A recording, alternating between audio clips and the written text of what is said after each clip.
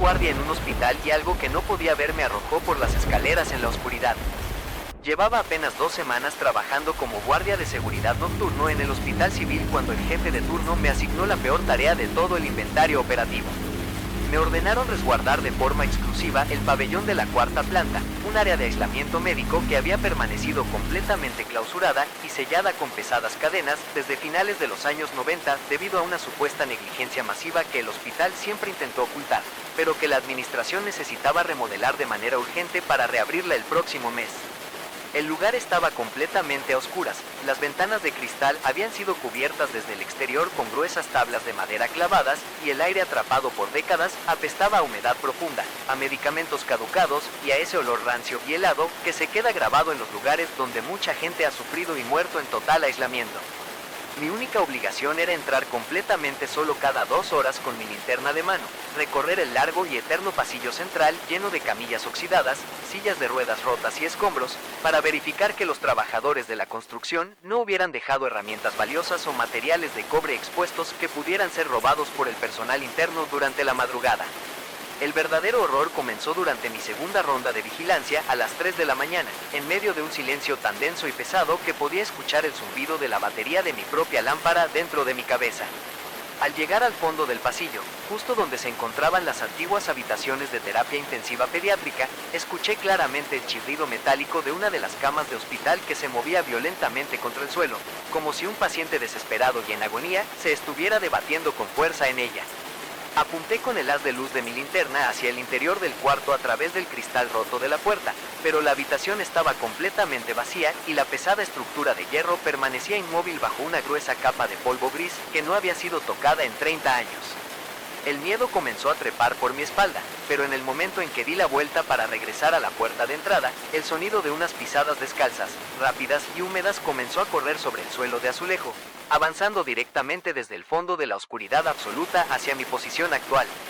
Detuve mi marcha por completo pegando la espalda a la pared, pensando que se trataba de algún vagabundo o drogadicto que se había colado al edificio por el techo, pero las pisadas se detuvieron bruscamente a escasos centímetros de mi rostro y el ambiente a mi alrededor se volvió tan extremadamente frío que mis ojos comenzaron a arder y mi respiración se transformó en un denso vapor blanco. Antes de que pudiera reaccionar o utilizar mi radio de comunicación para pedir apoyo urgente a la central de seguridad, experimenté una sensación física tan real, pesada y violenta que me congeló la sangre en las venas por completo. Una ráfaga de aire helado con un olor putrefacto me golpeó directamente en el oído izquierdo y escuché con perfecta claridad una respiración humana profunda, agitada y con un siseo gutural que parecía disfrutar y saborear mi propio pánico en medio de la penumbra. De inmediato, sentí como unas manos invisibles pero gigantescas, con una textura rugosa, seca y congelada, me sujetaban con una fuerza descomunal por la espalda, atrapando mis 2 muñecas y apretándolas con tal violencia que escuché el crujido sordo de mis propios huesos bajo la tremenda presión. Intenté zafarme a base de tirones, golpes y patadas desesperadas al aire, pero era exactamente como pelear contra una pared de concreto flotante que me empujaba con desprecio hacia atrás, haciéndome chocar de espaldas contra un muro mientras mi linterna caía de mis manos, rodaba por el suelo y se apagaba por completo debido al brutal impacto, dejándome desamparado en una negrura total.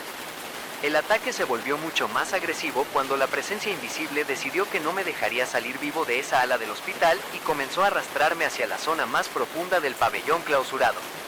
Mientras me encontraba tirado en el suelo intentando recuperar el sentido, sentí como esa fuerza oculta me tomaba con ambas manos directamente del cuello, apretando mi garganta con unos dedos delgados pero rígidos como varillas de hierro que se enterraban en mi piel y me impedían emitir cualquier tipo de grito, respirar o formular un sonido de auxilio.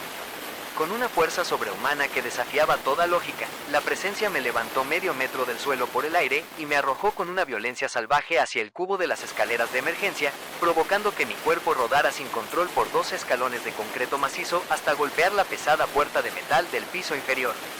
El dolor en mis costillas y en mi hombro izquierdo era insoportable y apenas podía mantener los ojos abiertos por la sangre que bajaba de mi ceja, pero en la penumbra de la escalera logré escuchar cómo algo bajaba los escalones de manera pesada, arrastrando los pies y golpeando con fuerza los barandales metálicos, mientras un lamento agudo, distorsionado y completamente invisible llenaba todo el espacio cerrado de la estructura. Guiado por el puro instinto de supervivencia y con la adrenalina bloqueando el dolor, me arrastré sobre los codos y logré empujar la barra de la puerta de emergencia con mis pies, cayendo directamente al pasillo iluminado del tercer piso, donde los médicos de guardia y 2 enfermeras de la zona corrieron de inmediato al escuchar el tremendo estruendo de mi caída.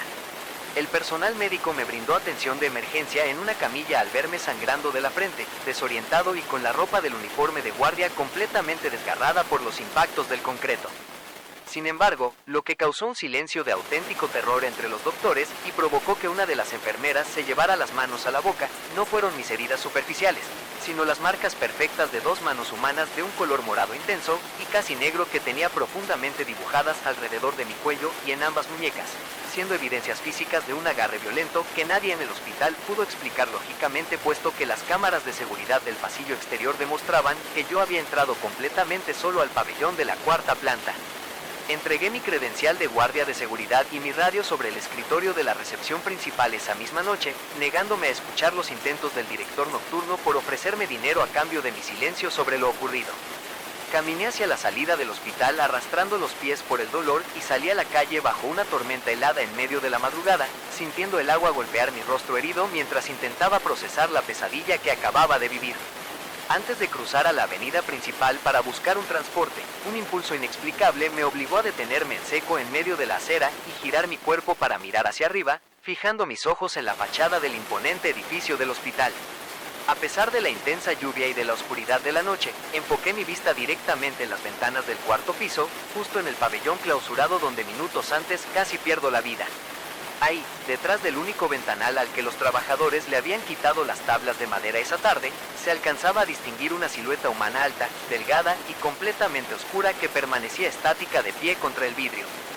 No tenía rostro ni facciones visibles, pero sentí con total certeza que sus ojos invisibles estaban clavados fijamente en mí a la distancia, viendo cómo me alejaba mientras levantaba lentamente una de sus manos delgadas para tocar el cristal en un perturbador saludo de despedida. Corrí con las pocas fuerzas que me quedaban hacia la oscuridad de la ciudad, sabiendo que en esa ala abandonada habita una entidad maldita que conserva la fuerza física suficiente para destrozar a cualquiera que se atreva a perturbar su eterno encierro, y tengo la absoluta certeza de que si me hubiera quedado un minuto más atrapado en esa escalera, esa sombra me habría arrastrado de las piernas hacia el fondo del abismo para no dejarme salir nunca más.